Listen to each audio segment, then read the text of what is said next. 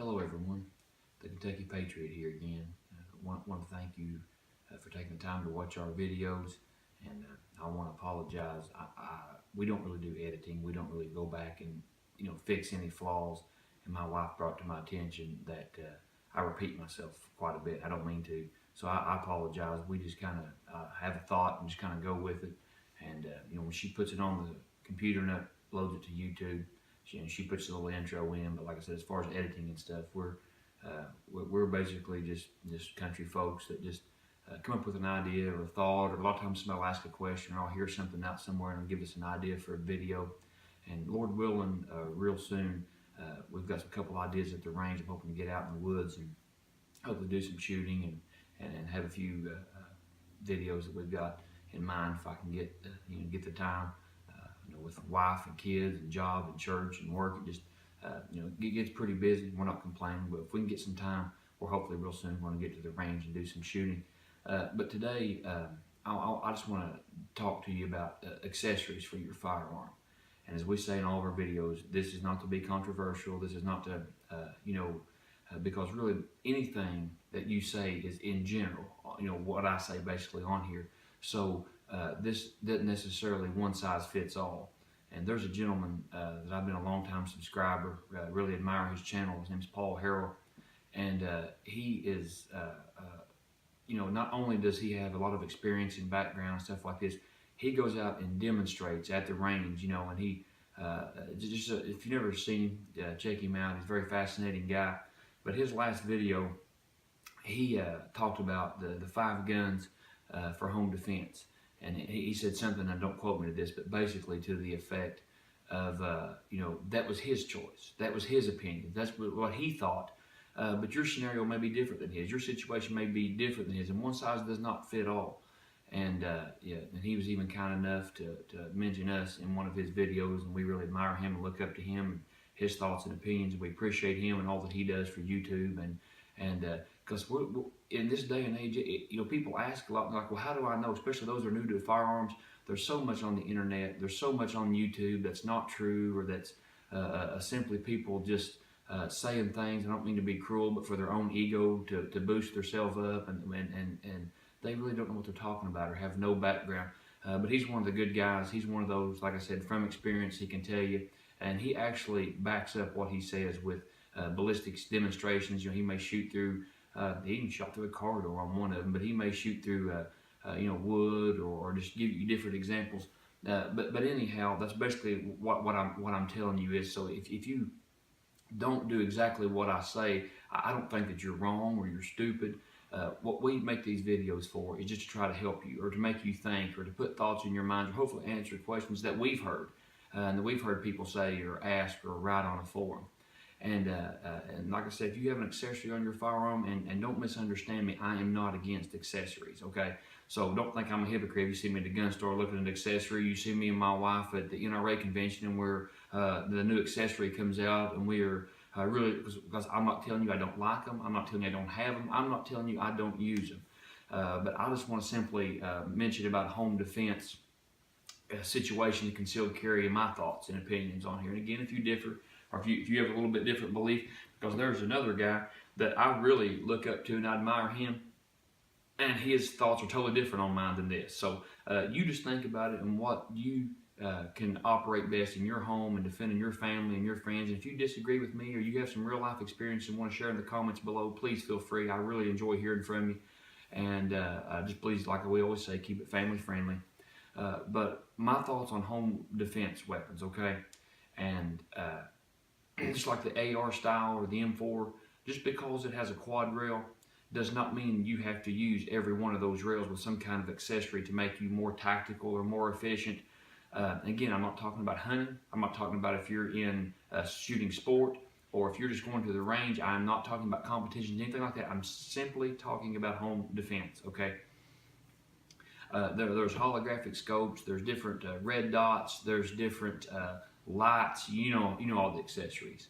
And this is my thoughts, and again, I'm not trying to belittle anybody. I'm not trying to, I'm doing my best to give you, really from the bottom of my heart, what I feel, and hopefully keep your family and friends safe. So When I'm talking about somebody, it's not to belittle them or disagree with them. It's just this is my thoughts.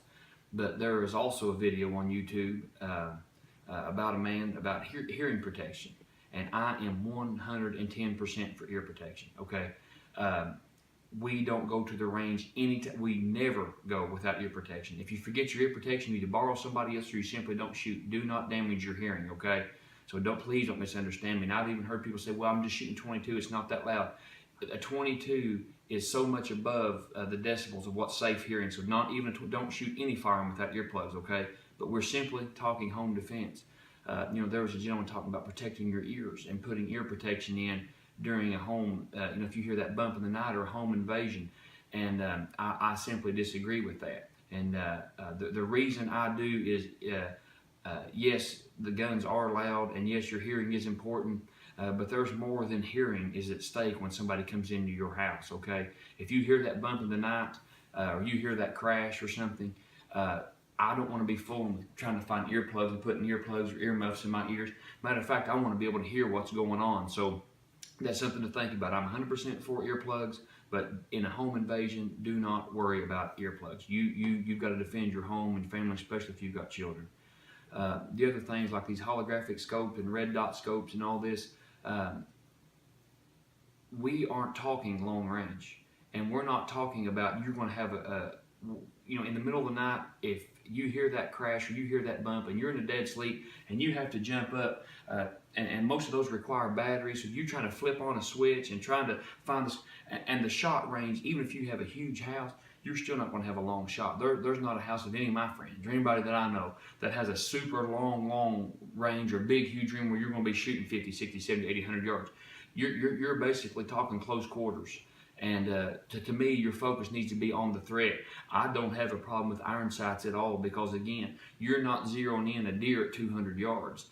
You are in close quarters to defend your family. So instead of you, and seconds is precious, time is of the essence. So you trying to flip buttons and hoping on batteries and trying to grab earplugs, I'm just simply not against, not for that at all. Now, if you feel comfortable with it, now that's what you do. Like I said, I'm not trying to be controversial, but that's just my thoughts. Iron sights, close quarters, and here's another thought: the flashlights. Okay, I'm totally for flashlights, but again, in a home defense situation, when you mount that on your gun, there's a couple things that I don't like about them, and one is if you hear that crash or bump in the night, or you have an alarm system, that alarm's going off. You realize there's a threat. So when you come to that threat, you basically have the advantage because nobody really knows your home like you do. So if somebody's coming in or you hear that crash in the night and you're coming through your house and people say, well, I want to be sure of my target.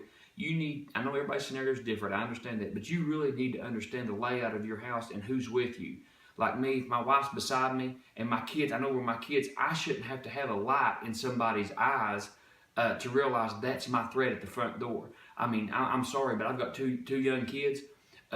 It doesn't take a flashlight for me to realize that guy wearing a ski mask that's 6'3", 250, that's my threat. That's my target. It's certainly not my wife. It's certainly not my two kids. That's the threat. He's not supposed to be in my living room, and I know that's my threat.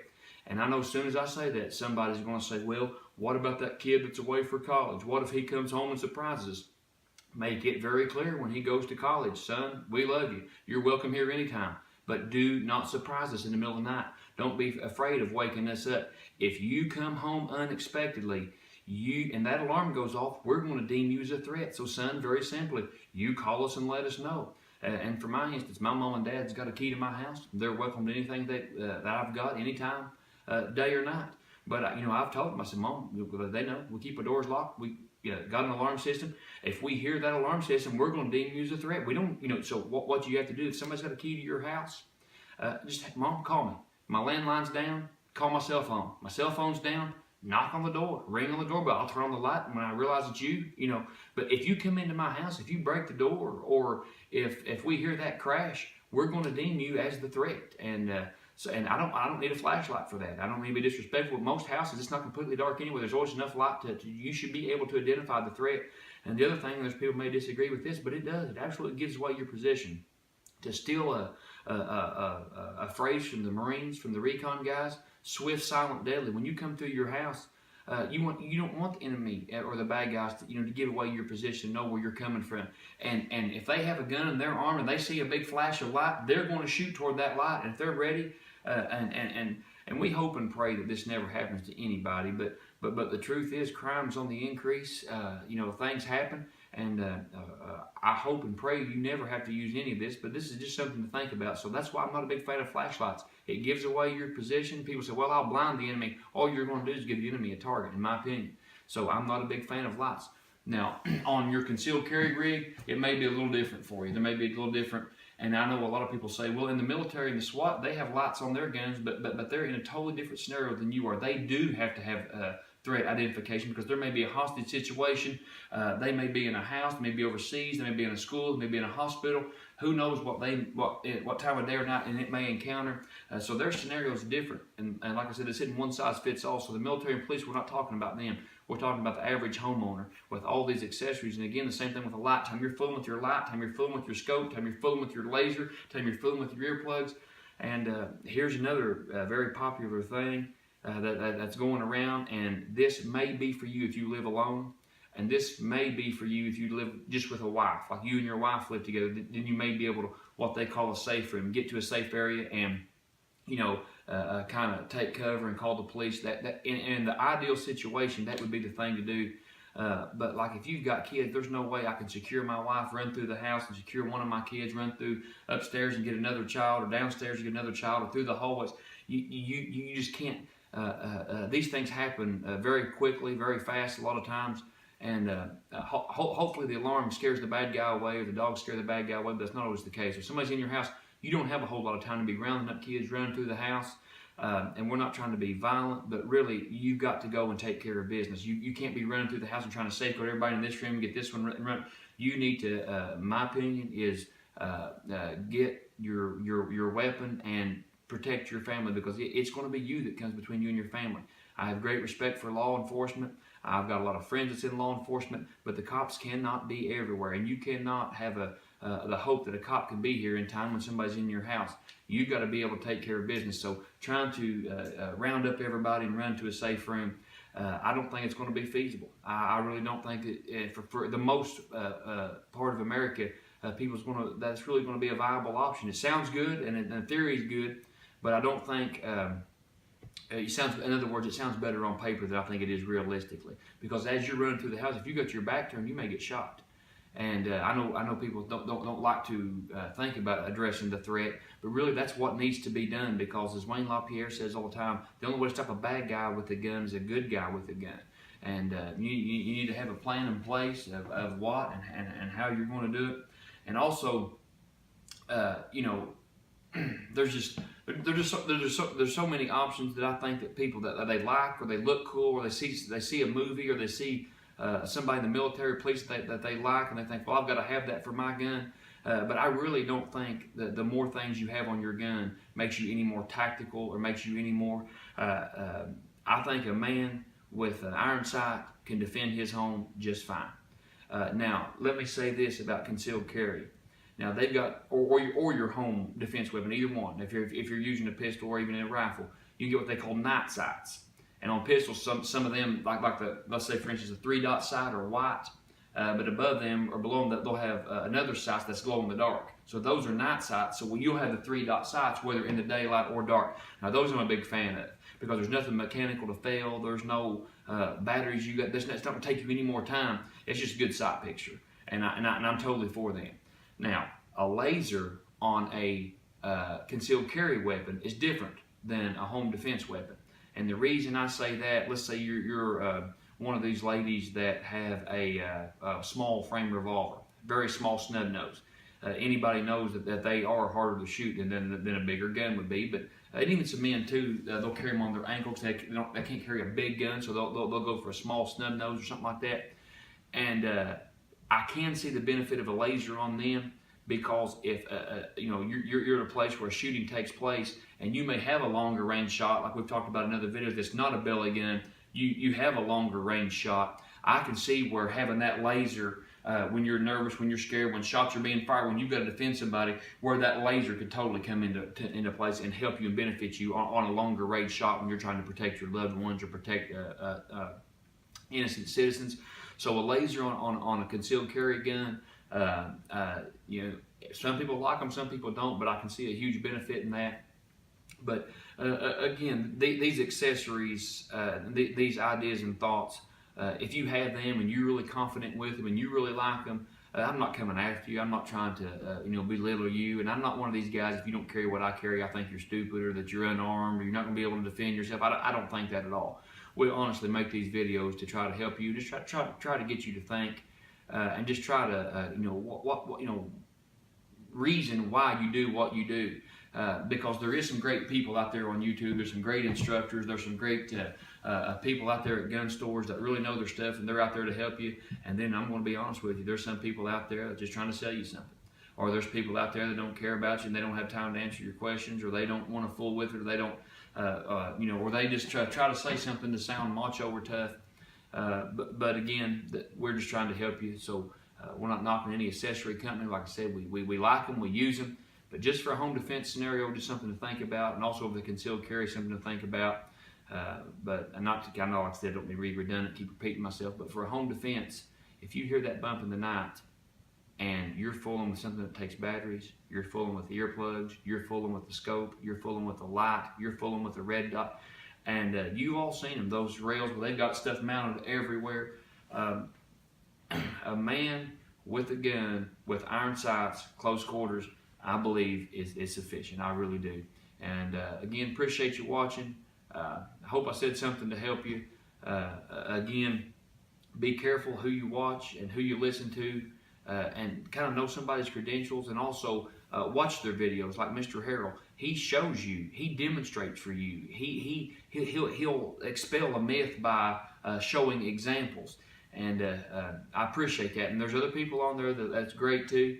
But just because somebody acts tough, and I've even heard one guy say, and I don't watch it because of that, but he uses bad language. He said, except a man uses bad language, he can't defend himself, and nothing could be farther from the truth. You don't have to use bad language to defend yourself. You don't. Really, gun owners should be utmost citizens. We should set an example. We should be proud Americans and defenders of the NRA and the Second Amendment. And when people see us, they shouldn't see a foul-mouthed, rude, disrespectful guy trying to be something that he's not. What they need to see is somebody that loves this country, that loves America, that loves their family, that defends freedom, that's a patriot, that loves this country, and that's what we want to see. Good, honest gun owners. And I'm going to say this, I don't mean to make this too lengthy. I told my wife I wasn't going to make this too long, and she's tired, wants to go to bed. She's the only time we got to make videos when the kids are in bed. You know, guys at gun stores, I know sometimes that you've been around guns all your life, and most of them I know are really sweet, and they're really helpful, and they're really nice guys. But I know a lot of these guys are getting flooded with people that don't know anything about guns, and they come, and you seem like the questions may be a little dumb, but really, we shouldn't make people feel like they're stupid for asking questions, or they don't know what they're talking about, or they're dumb, or how can they be so stupid? Because there's been situations where a guy had never been around guns, he wasn't raised like we were hunting all his life, you know, and he realized the need for a gun to protect his home and kids, and then go to a gun store and they belittle him or make him feel stupid, and he just forgets about it, and then he don't have the means to protect himself. I mean, we ought to welcome honest people. We ought to welcome good, law-abiding citizens into the gun community. And sometimes you may answer the same question 50 times a day, but you know what? If that's what it takes to help somebody, we've got to be patient, we've got to be kind, we've got to take the time to inform, to encourage, and to help people. And I think if we do that, we can make our home safer, our schools safer, our streets safer, our community safer, because, again, the only way to stop a bad guy with a gun is a good guy with a gun. God bless you. The Kentucky Patriot, signing off.